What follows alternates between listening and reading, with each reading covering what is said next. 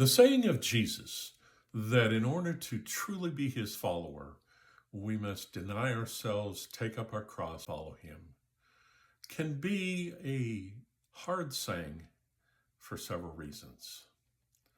Now, I've done several videos digging in to this verse, looking at what it means and how it applies to us. As I'm about to wrap this all up, I want to say that identify three reasons why it can particularly seem to be hard. First of all, it involves the unknown. He says to deny ourselves. That means giving up control. So we don't really know where we're going. Secondly, we must be willing to be uncomfortable.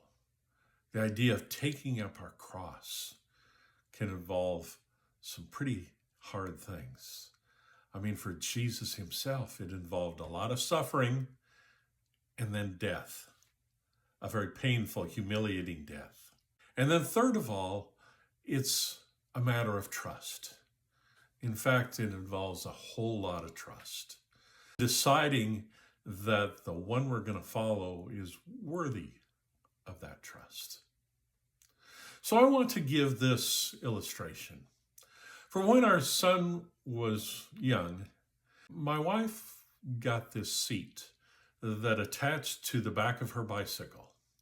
So she would strap our son in there and just go for a ride with him on back, at least until he got too big to handle it.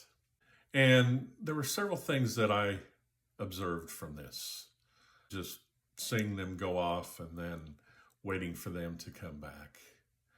Is that, first of all, this was something that was unknown for our son. He didn't know what was going to happen. He was strapped in there and he was not in control. All he could see was the back of his mom's shirt. But he trusted her so much that he enjoyed the ride. In fact, they would come back. I would see them there. He would just have the biggest smile on his face and just be laughing. He'd had so much fun, but he trusted her completely. And that's what Jesus asks of us here. Are we willing to trust him totally? Join me as I do one more looking at this verse.